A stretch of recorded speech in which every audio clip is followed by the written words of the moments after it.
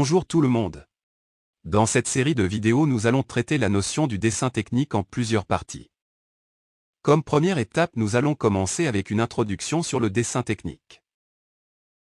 Si vous avez une idée d'un produit ou un objet technique et on veut transmettre cette idée à une personne, vous allez utiliser tout simplement une représentation pour bien expliquer cette idée. En effet, il existe plusieurs types de représentations. Tu peux utiliser un dessin à main levée sans prendre en considération les normes du dessin technique. On parle dans ce cas d'un croquis. On peut expliquer notre idée à l'aide d'un schéma, soit un schéma légendé avec des détails ou fonctionnels qui expliquent le fonctionnement, les liaisons et les mouvements possibles entre les composants de ce mécanisme. Dans la phase de conception, la modélisation 3D de l'objet réalisée généralement à l'aide d'un logiciel de CAO, conception assistée par ordinateur. Il existe aussi le dessin par projection 2D sur plusieurs vues en respectant les normes et règles du dessin technique qui est le sujet de notre cours.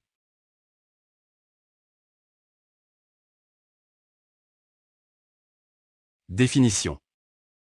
Le dessin technique est le langage de la communication technique entre les différents intervenants des secteurs industriels. Il permet de représenter graphiquement ou schématiquement un objet technique. Vu que le dessin est un langage de communication, donc il doit présenter des règles et des normes à respecter. La première norme est le format. Le format désigne la taille de la feuille sur laquelle on exécute le dessin. Il existe plusieurs formats. Le format de la feuille qu'on utilise usuellement est dit le format A4. Qui a les dimensions normalisées 297 mm de longueur et 210 mm de largeur.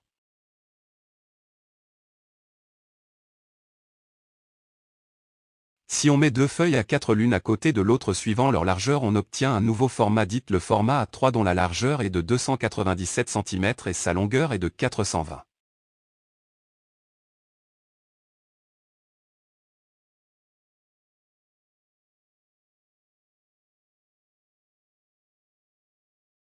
Et ainsi de suite jusqu'on atteint le format A0 qui a une superficie de 1 m².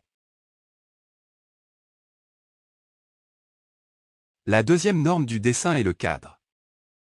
Il délimite la zone de l'exécution graphique du dessin. Il situe à 10 mm du bord de la feuille pour les formats courants. Le cartouche aussi parmi les normes du dessin. Il est défini comme la carte d'identité du dessin située au bas du format A4.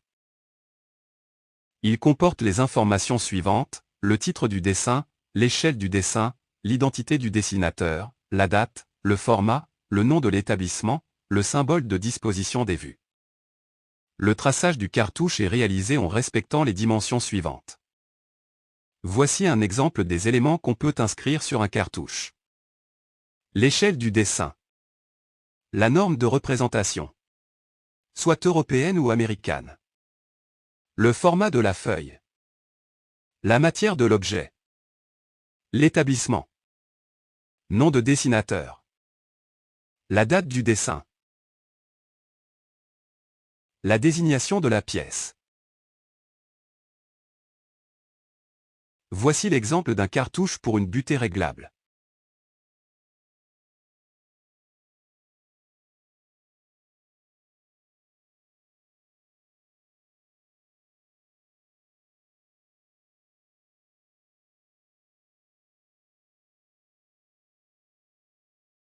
Une chose à signaler est que dans un dessin on doit utiliser des écritures normalisées pour décrire un détail. Le but de l'écriture normalisée est d'assurer la lisibilité. L'échelle est aussi parmi les normes essentielles du dessin.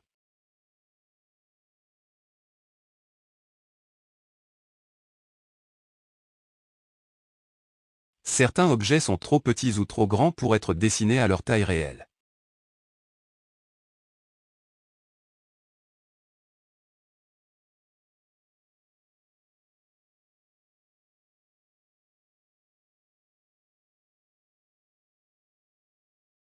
L'échelle d'un dessin est le rapport entre les dimensions dessinées et les dimensions réelles de l'objet.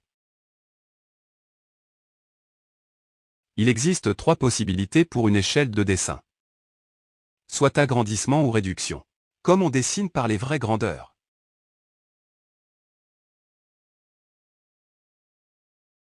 Par exemple, si on veut dessiner cette bicyclette sur une feuille de format A4.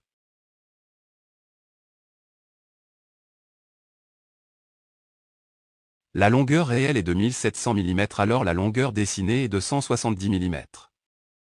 L'échelle dans ce cas est le rapport entre la dimension dessinée sur le dimension réelle, soit 1700 sur 170. Donc le rapport de réduction est de 1:10. La nomenclature. C'est la liste complète des pièces qui constituent un ensemble dessiné. Et aussi les types de traits utilisés. Chaque représentation sont différents et selon des règles on va voir dans la deuxième partie de ce cours. Les types de dessins techniques. Le dessin en perspective. Il représente l'objet en volume. Il le montre tel que l'œil pourrait le voir. Les dimensions de l'objet ne sont pas forcément respectées. 2. Dessin en vue éclatée. Le dessin en vue éclatée représente en perspective les pièces d'un objet les unes par rapport aux autres. Il permet de mieux comprendre le fonctionnement et le montage de l'objet. 3. Dessin d'ensemble. Le dessin d'ensemble représente l'objet en totalité. Toutes les pièces sont numérotées et dessinées à leur emplacement définitif. Il est accompagné de la nomenclature. 4. Dessin de définition. Le dessin de définition représente une pièce de l'objet. Il détaille avec précision ses formes et ses dimensions en vue de sa fabrication. C'est tout pour cette partie.